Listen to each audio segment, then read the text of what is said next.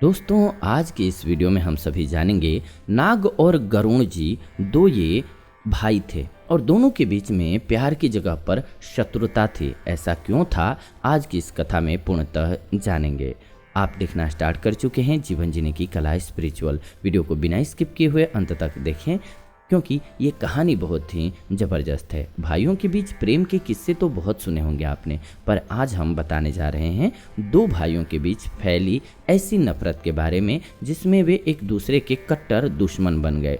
दुश्मनी भी ऐसी वैसी नहीं, नफरत इतनी बढ़ी कि दोनों एक दूसरे के खून के प्यासे हो गए। नाग और गरुण के बारे में शायद ही आप लोगों को पता होगा कि दोनों एक ही पिता की संतान हैं। महर्षि कश्यप की 13 पत्नियां थीं, परंतु कद्रु और वनिता उन्हें विशेष प्रिय थीं। एक दिन जब महर्षि प्रसन्न मुद्रा में लेटे थे तो दोनों ने उनके पैर दबाने शुरू किए। उनके भक्ति भाव से प्रसन्न होकर के महर्षि ने पूछा कि बताओ क्या चाहती हो।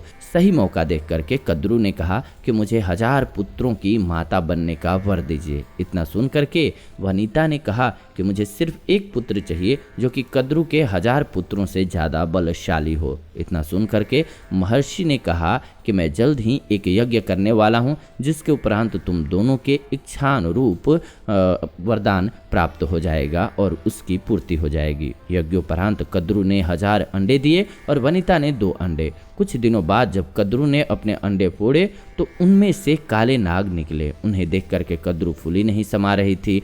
उसने वनिता को पूछा, दीदी मेरे पुत्र कितने सुंदर हैं ना? वनिता ने कहा, हाँ बड़े सुंदर हैं।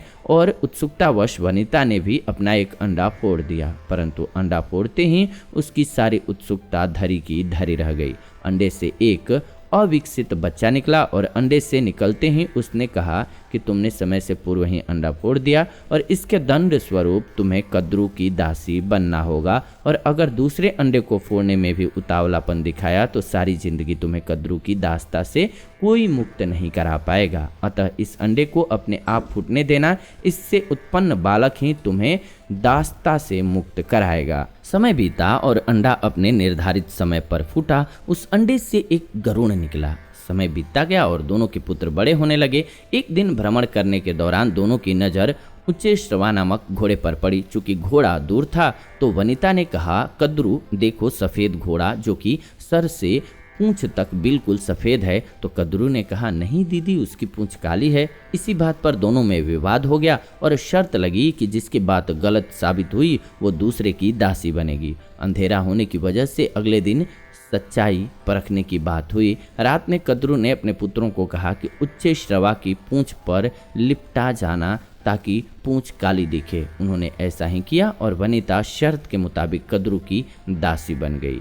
ये जान करके गरुण कद्रु के पास गए और अपनी माता को दास्ता से मुक्त करने की प्रार्थना की। इस पर कद्रु ने गरुण के सामने अमृत लाने की शर्त रखी।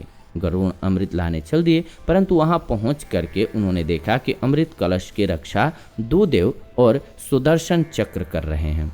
उन्होंने अपना आकार छोटा किया और कलश उठा करके उड़ने लगे।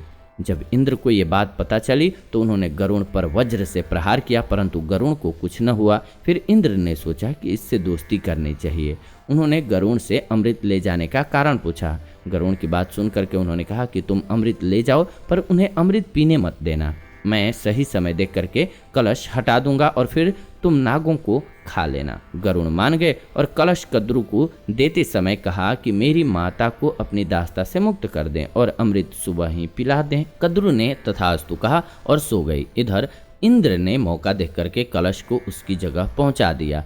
जब सुबह हुई तो नाग अमृत पीने पहुंचे, परंतु वहां कलश तो था नहीं। उन्होंने कलश की जगह के घास को चाटना शुरू कर दिया, परंतु कुशा चाटने की वजह से उनकी जीभ 2 हिस्सों में कट गई और गरुड़ ने मौका देख करके नागों को खा लिया। चूंकि उन्हीं की वजह से उनकी माता को दासी बनना पड़ा था, तो इसीलिए घोर शत्रुता इन दोनों में देखी जाती है। आज की वीडियो रही और कथा रही। उम्मीद करते हैं कि आपको कथा बहुत पसंद आई होगी। ऐसी ही कथा के लिए आप सभी चैनल को सब्सक्राइब कर लीजिए, बेल नोटिफिकेशन को ऑन कर लीजिए, क्योंकि इस चैनल के माध्यम से हम हर रोज नई कथा लेकर के आते रहते हैं। फिलहाल आज की इस वीडियो से विदा लेते हैं, जुड़ेंगे नई वीडियो में। तब तक आप सभी आनंदित रहें। कमेंट्स में लिखें ओम नमः शिवाय, हर हर महादेव।